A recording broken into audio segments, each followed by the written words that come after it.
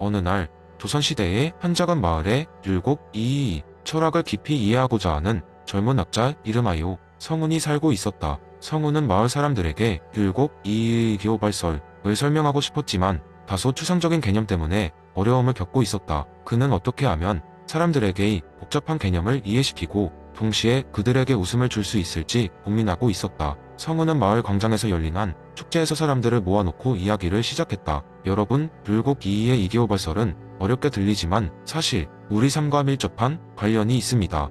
이를 쉽게 설명해 볼 테니 들어보세요. 그는 잠시 말을 멈추고 주머니에서 두 조각의 종이를 꺼냈다. 종이 한 장에는 이 라고 적혀 있고 다른 한 장에는 기라고 적혀 있었다. 이 종이를 한번 보세요. 이것이 이입니다. 규칙의 우리 삶의 다양한 모습이죠. 그리고 이 다른 종이는 기입니다. 우리 삶의 에너지, 움직임, 그리고 감정의 표현입니다. 성우는 두 종이를 번갈아 보여주며 말했다. 대개 여러분은 이와 기가 서로 다른 것이라고 생각하기 쉽습니다. 하지만 우리 일상에서 이 두 가지는 항상 함께 있습니다. 그러더니 갑자기 그는 두 종이를 포개어 접은 다음 큰 소리로 외쳤다. 짜잔, 이것이 바로 이기호발설의 심입니다. 언제나 함께하는 것이요. 관중들의 얼굴에 웃음이 떠오르기 시작했다. 성우는 기회를 놓치지 않고 다시 말했다. 무뚝뚝한 나무꾼 아저씨를 예로 들어볼까요? 아저씨는 아침마다 나무를 하러 나가시죠. 이게 바로 기입니다. 그렇게 한번 열심히 나무를 하면 이가 생깁니다. 나무를 하고 있는 이유, 가족을 먹여 살리는 이유 말이죠. 결국 아저씨의 나무와 기는 아저씨의 사랑, 이와 결합하는 겁니다. 성우는 자신의 말을 경청하는 사람들이 많아지자 더욱 신나게 설명하기 시작했다. 이제는 정숙의 아주머니 이야기를 해볼까요? 아주머니는 늘 만난 떡을 만드시죠. 그럼 질문하겠습니다. 떡을 만드는 과정은 무엇일까요? 그렇죠, 바로 기입니다. 하지만 그 떡이 우리에게 주는 기쁨, 즐거움, 사랑은 바로 이입니다. 그래서 바로 이와 기가 만나 우리 의배와 마음을 함께 채우는 것입니다. 사람들은 성운의 재미있는 예시에 웃음을 참지 못하고 이의 철학이 그들의 일상에서 어떻게 적용되는지를 이해하기 시작했다. 성운은 이렇게 마을 사람들에게 기호발설을 쉽게 설명할 수 있었고 그 이야기는 이후로도 마을 사람들 사이에서 회자되었다. 성운은 그날의 축제를 통해 깨달았다. 철학이란 복잡하게 설명하는 것이 중요한 것이 아니라 사람들의 마음에 와닿게 그리고 그들이 이해할 수 있는 일상이 언어로 풀어내는 것이 중요하다는 것을 말이다. 율곡이이의 가르침도 결국에는 사람과 사람 사이의 소통에서 비롯됨을 잊지 말아야 할 것이다. 두 번째 이야기한 언덕 위의 작은 마을에서 살고 있는 한 철학자가 있었어.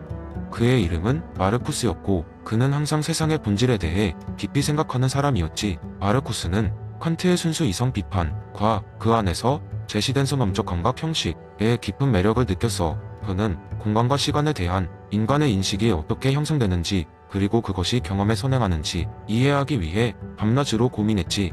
어느 날 마르쿠스는 마을 주민들에게 칼레이도스코프의 밤이라는 특별한 행사를 열기로 결심했어. 그는 마을 사람들에게 칸트의 이론을 더 쉽게 이해할 수 있도록 이 행사를 계획했지. 마르쿠스는 마을 광장에 커다란 천막을 세우고 그 안을 거대한 칼레이도스코프로 꾸몄어. 천막 안에 들어선 사람들은 형형색색의 빛과 무늬가 가득한 경관을 보게 될 것이었고 그것은 마치 현실을 초월한 듯한 느낌을 주었지. 드디어 칼레이도스코프의 밤이 열렸고 마을 사람들은 호기심에 가득 차서 하나둘씩 천막 안으로 들어갔어. 그곳에서는 마르쿠스가 준비한 빛과 그림자의 쇼가 펼쳐졌고 사람들은 눈앞에 펼쳐지는 경이로운 광경에 매료되었어. 모든 것이 끊임없이 변하고 형체를 알 수 없는 색채가 서로 얽혀 있었으나 신기하게도 그 안에서 사람들은 각자의 특별한 질서를 찾아가기 시작했어. 이때 마르쿠스는 사람들에게 칸트의 이론에 대해 설명하기 시작했어. 그는 칼레이도스코프를 우리 인식의 메타포로 사용했지. 여러분이 보고 있는 이 형형색색의 무늬와 빛은 그 자체로는 아무런 의미를 가지고 있지 않습니다. 하지만 그 무언가를 경험하려는 여러분의 마음은 무질서한 정보 속에서 일정한 질서를 찾아내고 그것을 하나의 경험으로 만들어냅니다. 이는 마치 우리의 마음에 본래 존재하는 공간과 시간이라는 틀을 통해 세상을 바라보는 것과 같습니다.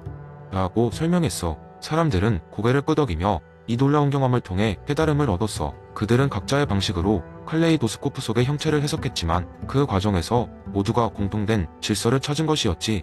마르쿠스는 이어서 말했다. 여러분이 각기 다른 경험을 통해 동일한 질서를 경험한 이유는 바로 칸트가 이야기한 선험적 감각 형식 덕분입니다. 공간과 시간은 우리가 받아들이는 모든 경험의 기본 틀로서 우리의 마음에 내재해 있습니다. 그 밤 이후 마을 사람들은 마르쿠스의 칼레이도스코프를 통해 철학의 깊이를 경험하며 서로의 경험을 공유하고 더욱 풍부한 대화를 나누게 되었어.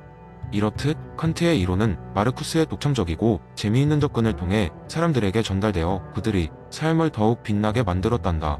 세 번째 이야기, 한적한 시골 마을에 살고 있는 할아버지 이름하여 목적론 할배가 있었습니다. 그는 아리스토텔레스의 목적론에 심취해 있었고 마을 사람들은 그를 흔히 텔로스 할배라 부르곤 했습니다. 어느 술자리에서 목적론 할배가 재미있는 썰 하나를 풀기 시작했죠. 얘들아, 기껏 들어봤니? 이 세상 모든 것에 다 이유가 있는 법이라네. 오늘 내가 그것을 아주 극명하게 보여주는 이야기를 하나 해주겠다네. 내 친구 씨앗코끼리의 이야기일세. 할배의 말에 마을 사람들은 씨앗코끼리 대체 무슨 이야기예요? 하며 귀를 기울였습니다. 할배는 해맑게 웃으며 다시 이야기를 이어갔습니다. 옛날 옛적에 모든 씨앗이 자유롭게 돌아다닐 수 있는 신비로운 세계가 있었지. 그곳에서는 씨앗들이 자기가 자랄 나무에 대한 이야기를 서로 나누곤 했어. 하지만 씨앗코끼리라는 친구는 좀 특별했네. 왜냐하면 그는 코끼리가 되겠다고 늘 말했거든. 처음엔 사람들 모두 나무가 될 목적을 가지고 태어났다고 믿는 씨앗 세계에서 씨앗코끼리의 이야기는 주목을 받았으나 이내 농담거리로 가득 찼습니다. 모든 씨앗들은 그저 웃어넘기기 바빴죠. 어느 날 큰 폭풍이 불어서 그 신비로운 씨앗 세계의 돌풍이 일었네. 많은 씨앗들이 흩날리다가 각각이 장소에 뿌리를 내리게 되었지. 그런데 그 씨앗코끼리도 마침내 땅에 떨어졌고 그 위에는 묘한 일이 펼쳐졌네. 할배는 호기심 어린 청중을 바라보며 잠시 뜸을 들이더니 씩 웃었습니다. 그리고 시간이 흘러 그곳에 아주 거대한 나무가 자라게 되었어.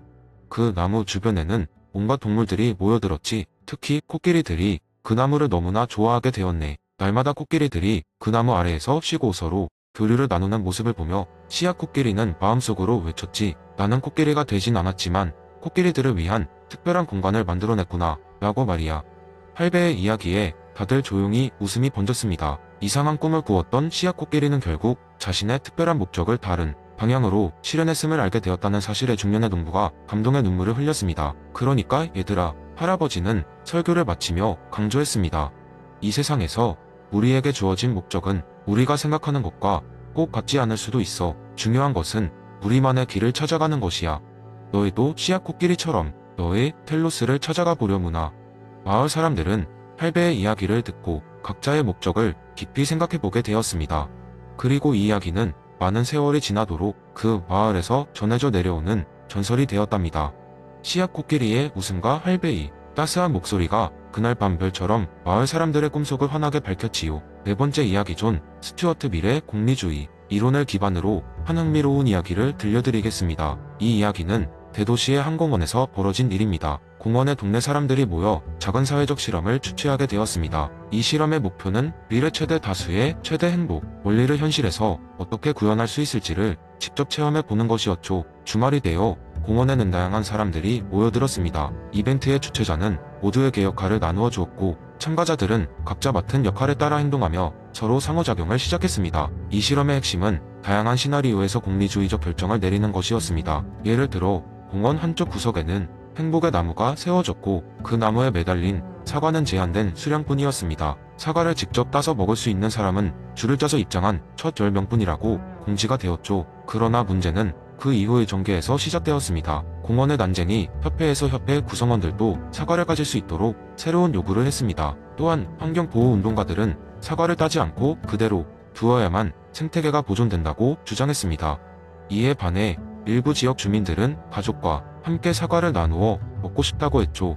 다양한 주장이 난무하는 가운데 공리주의 관점에서 어떤 선택이 최대 다수에게 최대의 행복을 가져다 줄지 고민해야 하는 상황에 처하게 되었습니다.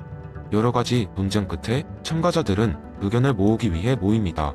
무작정 나무를 잘라버리는 쪽, 모두에게 공평한 기회를 제공하자는 쪽, 일단 한번 지금의 룰대로 사과를 따본 후 문제점을 분석하자는 쪽 등 다양한 의견이 제시되었습니다. 이 과정에서 사람들은 서로의 입장을 들으면서 상대방의 행복도 자기만큼이나 중요하게 생각하게 되었습니다.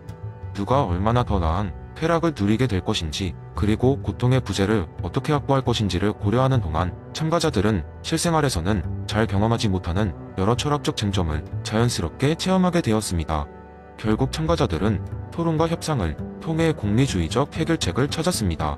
사과의 절반은 난쟁이, 협회와 가족, 단위 방문객에게 나누어 주고 나머지 절반은 나무에 그대로 두어 생태계를 유지하며 이후에는 일정한 간격으로 사과를 배분하자는 해결책이었습니다. 이 결정은 최대 다수가 최대의 행복을 누릴 수 있도록 조정된 것이죠. 미래 이론에 기반한 이 작은 실험은 사람들에게 큰 교훈을 주었습니다. 단지 자신만의 쾌락과 고통을 고려하는 것이 아니라 타인의 행복을 참고하는 것이야말로 진정한 도덕적 행위를 가능케 한다는 점을 체감할 수 있었습니다. 공원에서의 이 특별한 하루는 후회 행복의 날로 기억되며 사람들이 일상생활에서도 공리주의적 의사결정을 내릴 수 있는 지혜를 나누는 계기가 되었습니다. 이러한 경험은 각 개인뿐만 아니라 사회 전체에도 중대한 영향을 미쳤고, 사람들은 이 체험을 주제로 함께 이야기를 나누며 지속적인 나눔과 이해의 중요성을 되새기게 되었습니다.